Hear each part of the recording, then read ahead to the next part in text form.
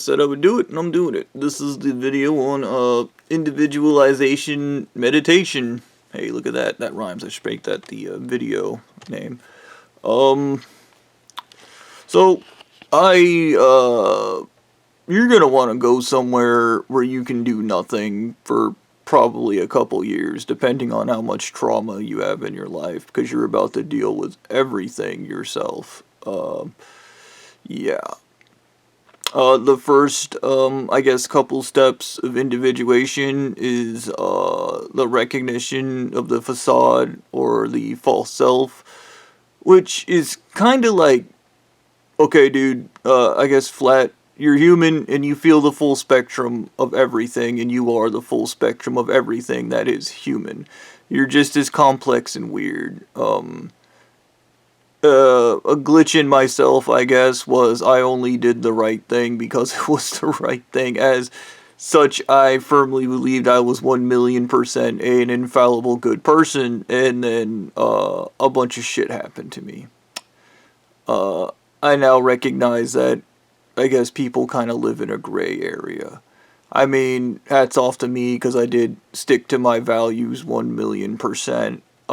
So there was that right up until I wasn't allowed to. I mean, you win some, you lose some. When I say that you are the full spectrum, think of anything that society tells you is negative, and then understand that is an aspect of yourself.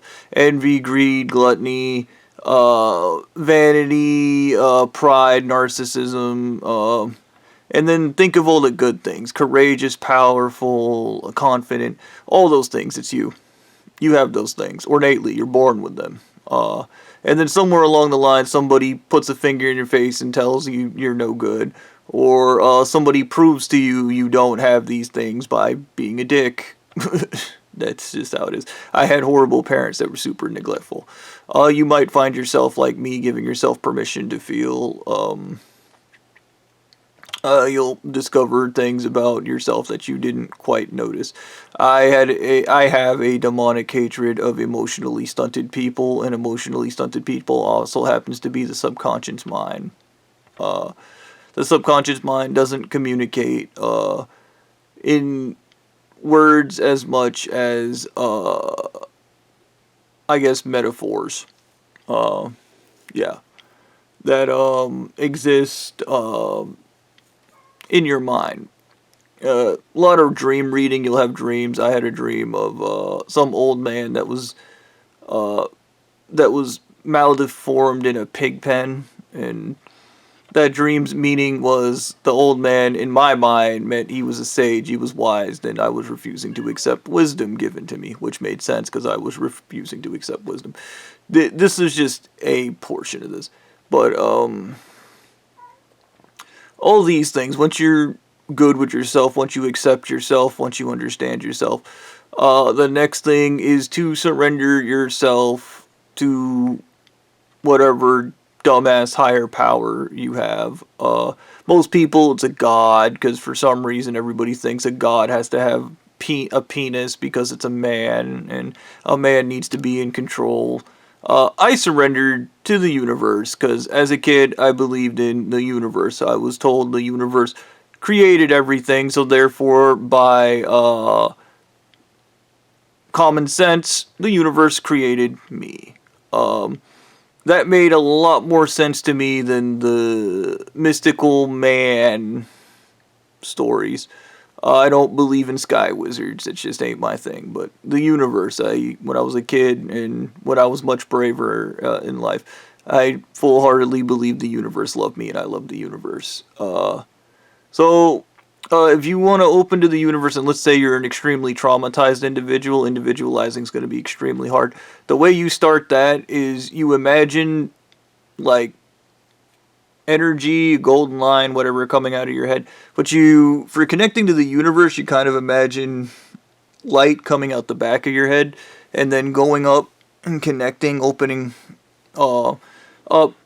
Like, in my mind, it's two glowing hands that are coming together, and the hands are completely separate, going up, and you feel that. Now, for some people, whatever these connections are, imagine whatever connection you want it to be. A USB port, for example, or anything Lego blocks connecting. I don't know, whatever you think your connection to the universe looks like. It's 1,000,000%. But you have to also feel it. That's the other thing. You have to be open to the feeling and trust. That's the other part. You have to trust yourself and you have to trust the universe. Like I said, I prefer the universe because it's the most powerful thing in existence. Yeah. Everything that was, will be, or ever has been, has existed in the universe. So, in regards to that,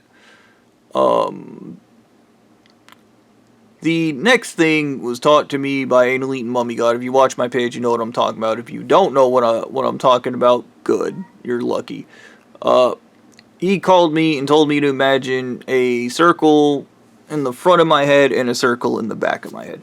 That is the representation of the conscious and unconscious minds. When you're trying to individualize, you are no longer accepting that life is destiny or fate.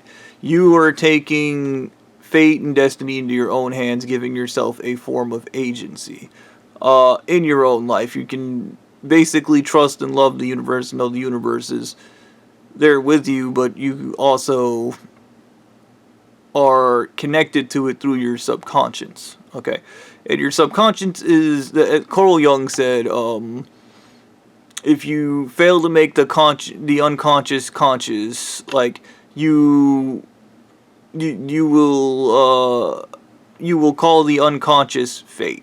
Like, you will believe it's destiny. Anything that happens to you, you will believe it happened because of this or that. But it's actually the unconscious mind that does it.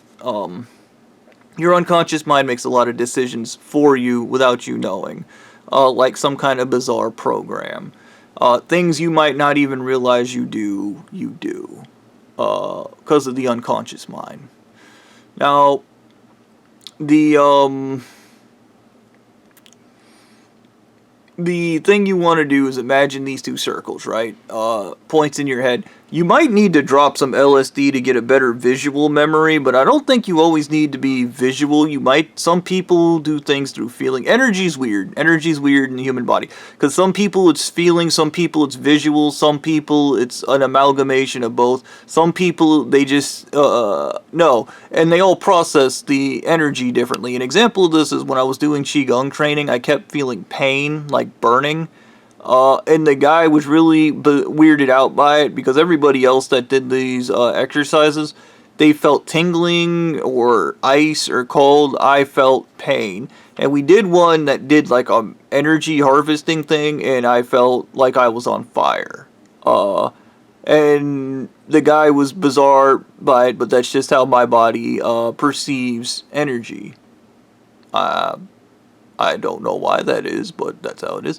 So, you have these two circles in your head. One's the conscious and unconscious mind. What happens next? With mine, they had to be pushed back out, and then they open. And I'm gonna go over this. I met a Qigong lady that explained to me it's important to aim your hands toward the sky because your hands are like flowers and they can absorb energy from the universe. I don't really care for that stuff, but this is the thing about spirituality. It enables you to escape the ego. That is what true spirituality does. It is an escape from the ego. That is why you have the mind, body, and spirit. The spirit enables you to go beyond yourself. Yeah, that is the point of it. So, yeah, you imagine these things, and they basically are your conscious and unconscious minds think like, I guess, like, well, no, because Ultron's kind of ego, I don't know, whatever. You have these things, and then imagine them connecting. Like, opening up, like, I don't know, like two squids combining, or two flowers completing each other, and then connecting with one another. Once you get that done, there's this thing called the parietal part of the head right here. For me, it was pain. You feel mild pain in your brain. I don't know if that's actually good for you or if I'm just kind of stupid, but you feel a pain, and it's kind of like chaos in the front of your brain, because it's the fusing. When things change, they give off heat, light, and energy to become something else. That is the nature of things. That is where energy goes. So I think that pain you feel in your head is change, and that's good, even though, the burning lets you know it's working. The burning lets you know it's working, man. Yeah. So, yeah. Now, there are things that happen after that, but I believe that the start of the meditation is more important than what comes next. Because what comes next is for the individual. It's entering the state is what is the important thing. The chaos ball in the front of your head is a combination of your feelings, emotions, and physical reality, and a bunch of other things coming together at the same time. And this thing enables you to take control of your destiny and your fate. It enables you to write reality, so to speak. So to speak. I don't. It does things, okay? It does things. That's the only thing I'm gonna say. If you can do it, and if you can find enough time to not be working all the time, constantly distracted with the internet, and just constantly in a state of flux, if you can focus and meditate. I meditate close to 6 hours right before I actually fall asleep almost every night. Yeah. So that is how you do the individuation meditation. I'd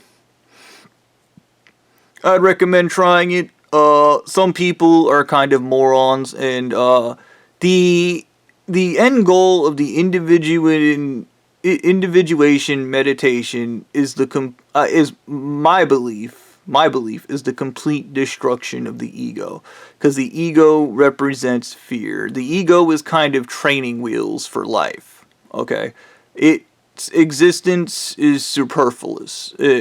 In my brain, my ego had always been super tiny. I think if you have a really big ego, you might find it almost impossible to individuate, and you might believe this is the thing about individuation. Some people will believe they did it, and some people have actually done it. The only thing I've been told about individuation is apparently if you master the form and you do it correctly, you cannot be hypnotized by other people because you are intimately connected with your unconscious mind.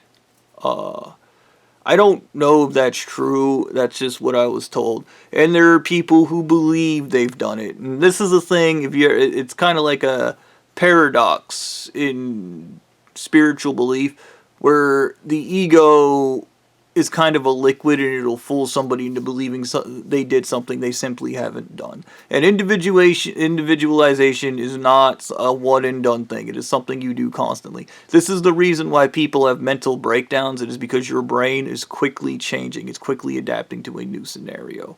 I had many mental breakdowns while I was doing this process.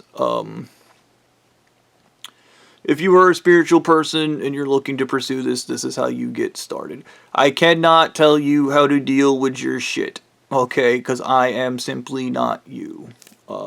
That be the nature of things. Everybody has to deal with their shit, or you just end up like a sad person who is owned by a single event in their lives for all of eternity, and then you're like, this one event ruined everything and I just gave up. And you're just like, okay, dude, eat shit, man.